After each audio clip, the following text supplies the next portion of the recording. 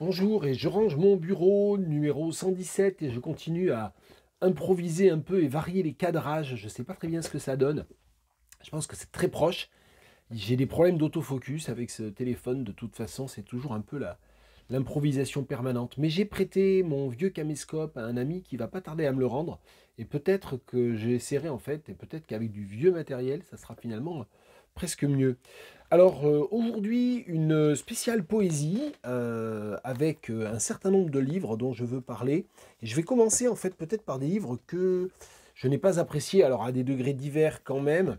Alors il y a un livre d'un certain Valérie Mollet qui m'envoie depuis quelque temps ses productions, qui me les envoie en plus avec un petit mot manuscrit. Je vous adresse mon dernier recueil en espérant qu'il vous plaira. Et se dénommer Valérie Mollet est secrétaire générale du Conseil économique, social et environnemental. Et donc, bon, je pense qu'il envoie ça en plus avec l'envoi professionnel depuis son travail. Donc, bon, bref. Et c'est très mauvais, vraiment très mauvais. Donc, il y a une préface ou une postface, ou je ne sais plus trop de Jean-Pierre Hoth. Et vraiment, c'est vraiment pas bon du tout. C'est publié aux éditions Sans Escale et il m'a déjà envoyé des deux ou trois livres que j'ai mis en fait. J'en ai un peut-être que j'ai mis dans une boîte à livres, mais il y en a deux que j'ai vraiment mis au papier à recycler parce que c'était vraiment pas bon du tout. C'était une espèce de panégyrique en plus de Drieux-La Rochelle, je crois. Enfin, vraiment, c'était vraiment c'est très très médiocre, on va dire ça comme ça. Voilà, Valérie Mollet, donc c'est aussi pour vous dire que apparemment, à cause, je suppose, de ces vidéos, je reçois quelques livres de temps en temps. C'est pas toujours, voilà, c'est pas toujours phénoménal. Un autre livre qui m'a déçu, alors d'un tout autre calibre quand même, un très grand auteur, Jean-Christophe Bailly, Basse continue, ça date de l'année 2000, et c'est un livre que je n'avais pas acheté à l'époque. Je pense que j'avais jamais lu Jean-Christophe Bailly, d'ailleurs en 2000. Et c'est un livre que j'ai acheté récemment, je ne sais plus très bien pourquoi. Bah si, parce que c'est à partir d'Ulysse, il travaille sur le... Enfin, il a pour point de départ la tour Martello à Saint-Décove, qui est la scène, comment dire, l'emplacement du début du premier chapitre de Ulysses. Bon, donc voilà. Et en fait, c'est un poème en, je sais plus, 61, 59, je sais plus très bien. C'est un chiffre comme ça, 60 peut-être tout simplement, en 60 chants. Et en fait, je ne suis pas allé au-delà du... Voilà, je me suis arrêté, j'ai le marque-page. À la page 121, j'ai lu les 36 premiers chants et vraiment d'un œil de plus en plus distrait. Euh, j'ai pas accroché du tout à cette basse continue. Je n'ai pas très bien compris quel est le point de convergence, comment fonctionne le tissage. Donc ça m'a un petit peu déçu. Euh, donc il y a d'ailleurs oui, je parle de tissage, mais il y a les araignées. Les araignées sont des figures importantes de ce poème de Jean-Christophe Bailly, ce qui me fait comment dire, une transition parfaite pour cette très très belle anthologie parue récemment en collection NRF Poésie, L'araignée pendue à un cil. C'est bien un cil, hein, c'est pas, voilà, pas un fil. C'est un titre surréaliste, eh bien pour une anthologie de femmes surréalistes, 33 femmes surréalistes. C'est une édition très très fine et très bien documentée de Marie-Paul Béranger, que je ne connais pas. Béranger avec deux R, c'est très très bien. Et bon, j'y ai retrouvé des figures que je connaissais comme Léonore Fini, comme Suzanne Césaire, de manière presque surprenante, Léonora Carrington, Claude Cahun, et puis surtout, Unica Tsurne aussi, et puis surtout, j'y ai découvert des écrivaines que je ne connaissais absolument pas, comme Kay Sage, comme... alors, Valentine Penrose, je connaissais Valentine Penrose, mais je la connaissais que de nom pour avoir lu récemment un livre qui parle notamment d'elle chez ma mère, un livre sur des écrivaines qui ont vécu dans les Landes ou qui sont originaires des Landes. Et voilà, donc Valentine Bouet, de son nom de naissance, et de donc Penrose, puisqu'elle a épousé en 1925, il y a 100 ans pile, le peintre Roland Penrose, avec qui elle a fréquenté le groupe surréaliste. Donc voilà, Valentine Penrose, par exemple, c'est une des très belles découvertes de ce recueil. Autre découverte, qu'est-ce que je vais vous dire Gerta Knudson, une poète franco-suédoise, très très bien aussi. Tiens, c'est vrai qu'il y a des poèmes de Frida, des textes de Frida Kahlo aussi, c'était un peu inattendu. Et puis voilà, qu'est-ce qu'il y a d'autre que je voulais mettre en... Ah oui, ben, elle remet en avant aussi Simone Breton, hein, elle met en avant des textes de Simone Breton, des lettres de Simone Breton, une figure qui a été quand même pas mal invisibilisée par son envahissant mari. Voilà, donc c'est vraiment très très chouette. Il y a quelques extraits de Lise de Harme aussi, que moi je connais aussi pas mal à cause de la connexion landaise. Je parlais tout à l'heure de la connexion landaise pour Valentine Bouet, épouse Penrose, qui est aussi dans l'anthologie.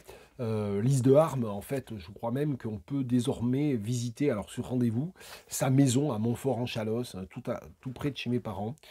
Voilà, alors qu'est-ce que je vais vous lire? Ben, je vais vous lire un poème de Marianne van Hirtum, ou Van Hirtum, je ne sais pas comment il faut dire, une Belge. Euh, Provision d'hiver. Monsieur le facteur, vendez-moi un paquet de sèches, je veux dire un paquet de cigarettes mouillées, comme il vous en tomberait sur le crâne par un matin de pluie d'été. Un de ces paquets surprises remplis de têtes de fantômes agrippées à la fenêtre, qui ne parviennent pas à vous faire tout à fait peur, non plus à vous laisser dormir en paix. Un de ces paquets contenant toutes espèces de petites effigies, par exemple une cathédrale miniature qui me rappellerait sans cesse les lieux maudits de mon enfance. Monsieur le facteur, vendez-moi un paquet de sèches, mais faites vite, car ma pipe de l'au-delà est déjà préparée. Elle s'est allumée toute seule, et je la vois qui s'avance dans la nuit comme un fanal. Ça, c'est Marianne van Hirtum. Je vais vous lire un autre poème de Bonnat de Mandiargue. Celui-là, c'est plutôt un texte. Alors, en fait, l'anthologie, elle mélange des textes qui sont assez évidemment poétiques, on va dire, et puis des extraits de romans, de récits aussi, parce qu'il y a un certain nombre de ces écrivaines qui ont surtout écrit en fait des récits ou des romans. Mais voilà, et donc là, c'est un texte qui s'appelle Autoportrait, c'est un extrait de Bonaventure, un livre de Bonnat de Mandiargue. Quand je parle de moi, ce n'est pas de moi qu'il s'agit. Je voudrais constamment me jeter hors de moi dans les autres. Je suis quelqu'un qui se jette. Je voudrais aller vers le blanc, devenir comme un morceau de sel, un polyèdre, dans lequel toutes les choses convergeraient, disparaîtraient. Réflexion et assimilation des images. Je voudrais être un diamant et devenir moi-même jeu de miroir. Il y a une telle angoisse en moi, un tel chaos, une telle quête d'absolu que je suis souvent tenté par les mystiques qui sont eux-mêmes aspirés par le rien qui est aussi le tout. Ce point où peut-être s'entend le son zéro. L'effort que je fais pour vivre, c'est de percer davantage en profondeur. Comme cet effort est grand, comme on ne sait jamais si on reviendra les mains vides ou pleines, on finit par en avoir assez, on voudrait s'abolir. C'est ce qui explique chez moi les crises néfastes, la stérilité dans le travail, le silence angoissé. Il est très difficile d'aller vers le sublime. La recherche du subconscient est passionnante et frustrante à la fois, car on ne sait jamais où l'on arrivera un jour. Ma fragilité vient de prendre des chemins risqués pour risquer de faire une œuvre. Sans savoir où je vais, je me laisse porter par l'œuvre, par l'inconscient. La seule chose que je sache, c'est cela, aller au fond, ne pas me retourner. Donc ça, c'est un extrait de Bonaventure, de Bonnat de Mandiargue, et je n'ai pas coché de page, mais j'aurais bien aimé vous lire un poème de Gerta Knudson. Ah ben si, je l'avais marqué. J'avais mis le bidule, là, le bandeau, je ne sais pas comment ça s'appelle. Pays étrangers. Pourquoi interrompre le colloque des horloges somnambules pour leur demander un chemin périlleux, lorsqu'elles auront nommé les voiliers, les icebergs, le sucre et l'ébène, et l'humble soie de la lune qui s'est liée la traîne de la bourrasque à l'aube, entre tant d'haleine coulera une voix sylvestre. Le récit du chemin près de la falaise sera un chemin entre les statues et les colombes, et la plante qui lèche la dalle lèvera sa main vers le fer. Chemin aux porches brisées, abri du poursuivi, la nuit venue, le matin parti, au tiède troupeau et à la barque endormie, contre la tempe de la rive, à l'écorce de l'arbre amer entre les dents de la fille, chemin, sous sang, sous roche, était-ce le cerf égorgé par l'épine, mais qui chasserait à la nuit noire, qui a crié « Réveillons-nous, où est le matin ?» Et concernant Gerta Knudson, je voulais juste vérifier, je voulais juste redire, parce que j'ai eu beaucoup de mal à savoir si elle avait écrit en suédois et en français. Elle a écrit en suédois et en français, mais j'ai eu du mal à savoir si ce poème était un poème traduit ou pas. Et je me suis empressé d'oublier, parce que ça, j'ai lu ça il y a déjà quelques temps. J'arrive pas à voir Pays étranger et Passiflore dans le surréalisme au service de la Révolution. Non, je pense qu'en fait, elle a écrit aussi en français. Et d'ailleurs, je vois dans la bibliographie qu'il y a un article récent d'une certaine Elisabeth Blad entre écriture translingue et auto-traduction à propos de Gerda Knudson. Bon, une figure vraiment intéressante, Gerda Knudson et Greta Knudson. Je dis Gerda depuis tout à l'heure, non? Greta Knudson, vraiment très intéressant. Et c'était une des belles découvertes de cette anthologie récente de 33 femmes surréalistes, Poésie Gallimard, l'araignée pendue à un cil. Et on change de continent avec un poète malgache francophone dont c'est, je crois, le premier recueil, Eli Ramanan Kavana, édité aux éditions Asmodée Ederne sous comment dire, l'aile protectrice de Raharimanan. Et c'est un beau recueil qui est un peu sur les traces de je n'arriverai jamais à le dire, Rabeahi Velo. De toute façon, je sais que je prononce très très mal, que je massacre la langue malgache, le malagasy. Voilà, donc dans une collection, les poétiques, et dans une collection aussi, les boucaniers, qui je crois est une collection dirigée par Raharimanan. Donc ce recueil, qui est vraiment pas mal, 1000 naissances pour quelques morts, et qui est vraiment très empreint d'images du corps maternel, du corps dont on s'extrait, du corps du fœtal de l'état fœtal dans lequel on voudrait retourner. Enfin, et c'est assez beau. Je vous lis un extrait, un poème, un des poèmes de ce bref recueil, Prière avant la naissance.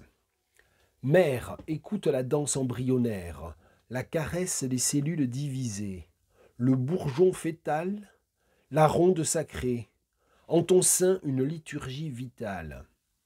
Mère, tisse de tes os l'étoffe de ma vie nouvelle, fais de moi la chair de ta chair, redessine l'image de tout mon être.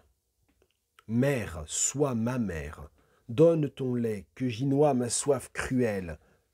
Mère, sois ma mère, donne ton souffle, que s'y ancre à jamais l'indélébile lien écarlate.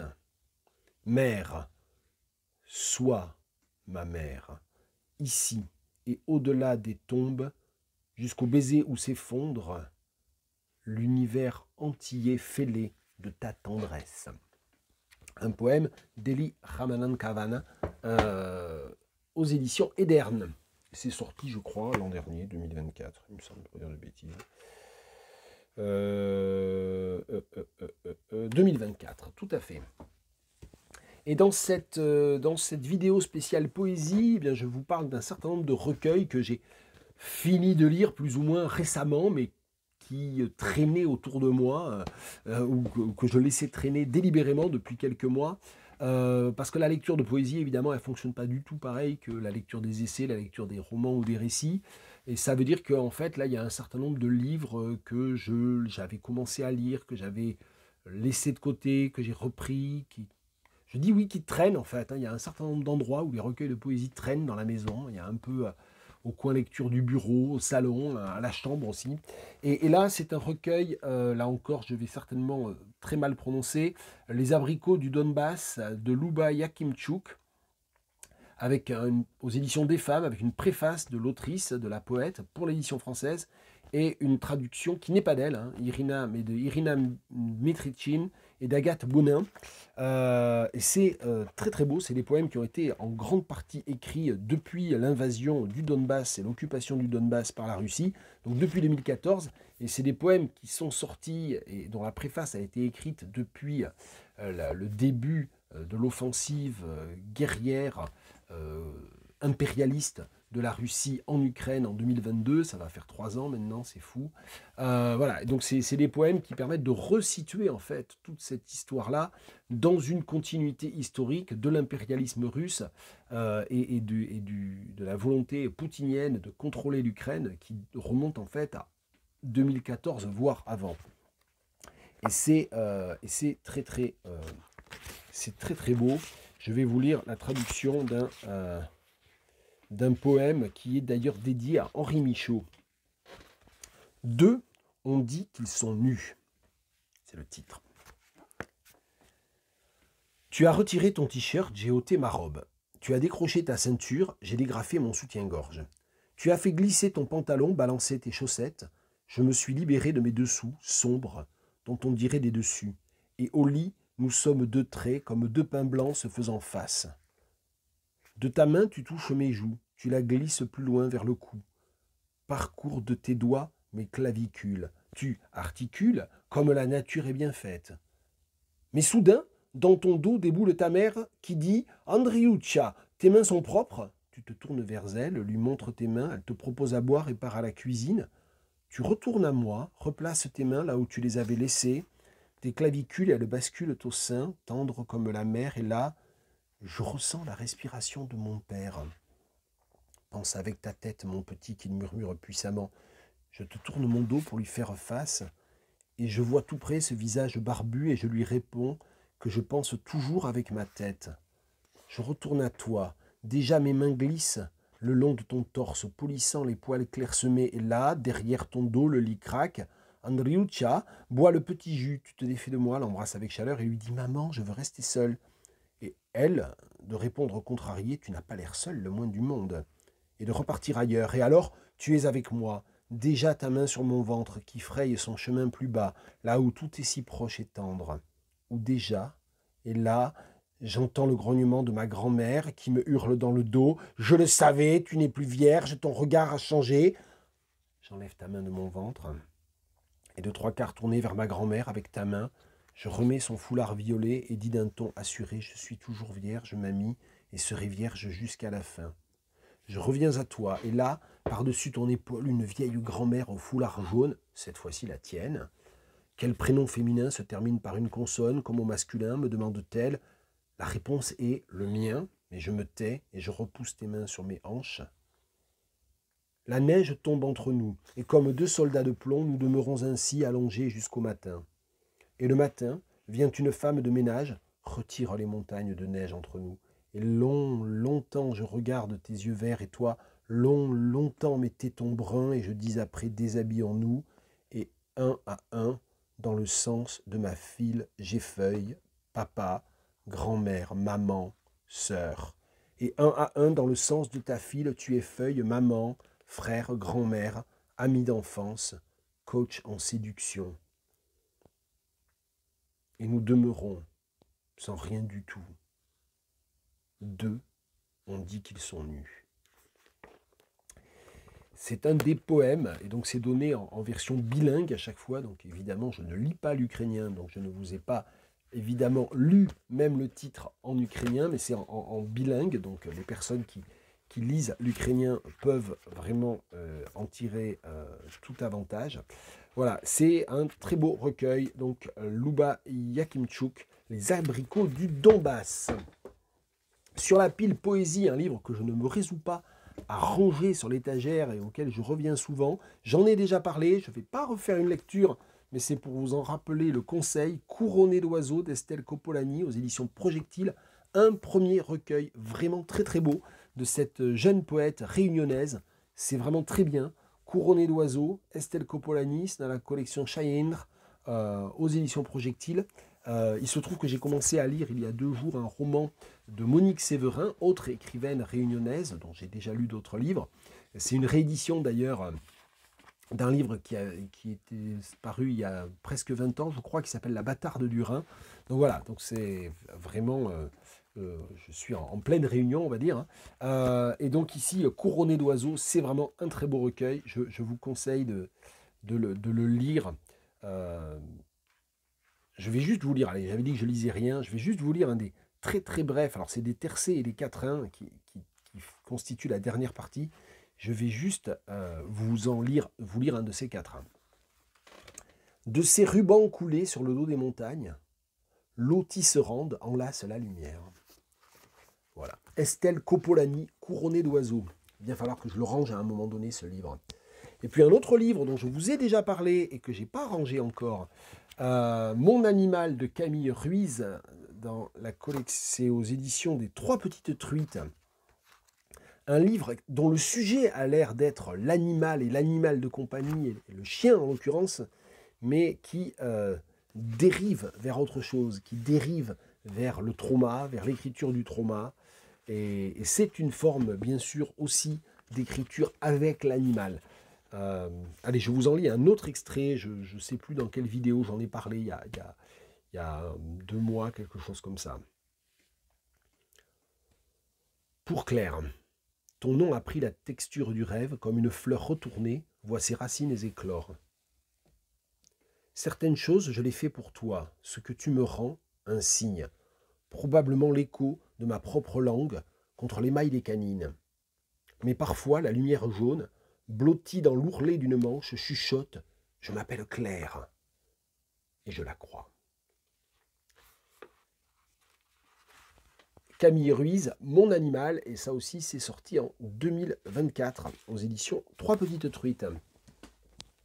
Et tiens, on revient aux éditions Projectile, un livre dont je n'ai pas encore parlé parce que c'est un livre que je connais très bien, c'est le recueil de poèmes de Dambudzo Marechera, Cemetery of Mind.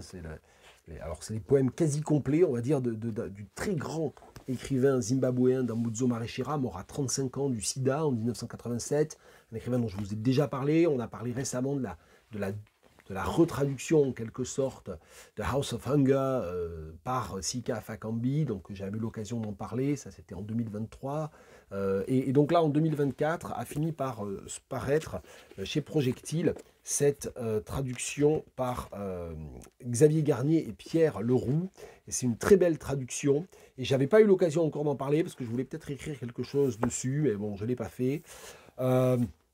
Allez, comme c'est pas une édition bilingue, contrairement au livre de la poétesse ukrainienne que je lisais tout à l'heure, je ne vais pas vous lire l'original en anglais, mais je vais vous lire un poème donc de cette édition française, enfin, disponible pour le lectorat français de Dambudzo Marechera. Alors c'est parmi les poèmes de 1982-83, inclus dans un cahier qui s'appelle les poèmes de Buddy, et donc je vous donne ici la lecture d'un poème, La voix des roseaux d'aquarelle.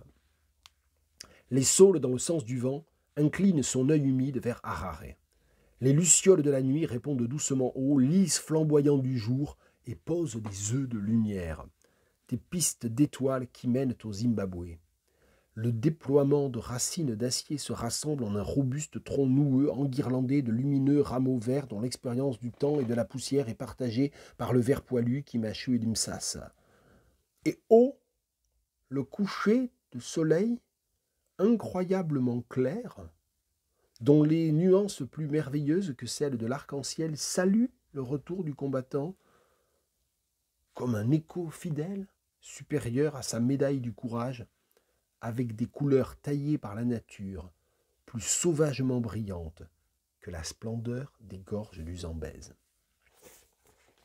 Dambudzo Marechera, c'est aussi chez Projectile et c'est à lire.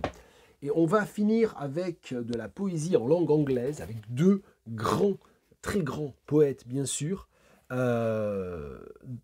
l'un a influencé en partie l'autre d'ailleurs. C'est Walt Whitman d'une part et Derek Walcott d'autre part.